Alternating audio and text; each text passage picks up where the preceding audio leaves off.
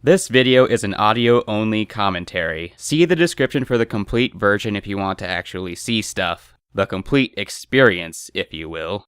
Why do production studios continue throwing buckets of money into animating shit-tier writing? Why can't the characters and story be on par with the production values? Why can't good writing also get all the money dumped into it? In case you haven't gathered yet, Nerawareta Gakuen, or School Psychic Wars, wow that title is misleading, is an example of god-tier production values being bestowed upon undeserving shit-tier writing. Let's get that out of the way right now. The visuals are astounding. The best Sunrise has ever put out. It's a very good attempt at emulating Makoto Shinkai. I took 140 screenshots of scenery porn to use as wallpaper. The sound is very good too. The seiyuu do a good job portraying emotion, and the music is beautiful as well. The movie is great in presentation and direction, but awful substance-wise. There's a good idea hidden here, but it's so incoherent that it can't come through. There's no logic or flow in plot progression. It doesn't become clear what the point of the whole thing even is until the movie reaches its climax, which doesn't even feel like a climax, and ironically concludes anticlimactically. The story ends in a completely predictable way. Clichés run rampant, such as the transfer student scenario, which has been done 500 kajillion times, and an abusive tsundere.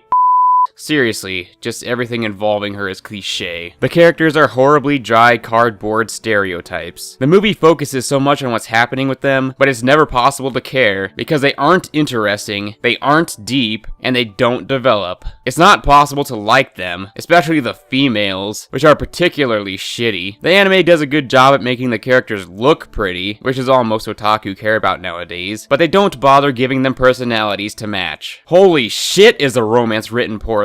The shy, big-boobed moe blob starts blushing the instant the new mysterious transfer guy shows up. Boom! Must be love. She walks in on him playing piano and swoons. Boom! Love. This is love at its most shallow and superficial. And the tsundere, of course, is just so distraught over her childhood friend, oh boy, another cliche, being interested in someone else, but we don't know why. The typical physical abuse she delivers to the naive beta generic ass is enough to make me want to throw my computer out the window. She even calls a policeman over once, telling him that the generic ass was molesting her. Haha, it's funny, laugh. No, seriously. She actually tells that to the policeman, and then the scene just ends. What?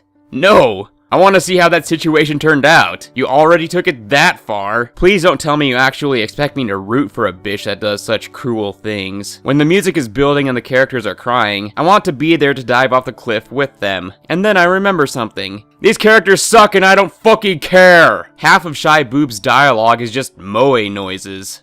Yeah, just repeat that over and over again and you have half of her lines. Kana Hanazawa being abused as much as possible. And finally, there's some light fan service in there, including 2 panty shots which were so brief and subtle that it begs the question why they were even included in the first place. Is it about romance? Is it about psychics? Is it about a battle? Is it glorified anti-phone propaganda? Is it about the future? The lack of focus and horrible, haphazard presentation of all these random ideas makes it impossible to tell. Oh, we're referencing Shakespeare now. That means we're deep, right? The awfully slow pacing doesn't help either. Nerawareta Gakuen is ultimately just a worse version of The Girl Who Leapt Through Time. At least that movie has somewhat likable characters. There are some good ideas here, but the movie executed them awfully. Final score, 3 out of 10. The only reason I got through it was because I wanted screenshots. Otherwise, I would have stopped about a half an hour in. If you like to fap to scenery porn, watch it. If not, don't.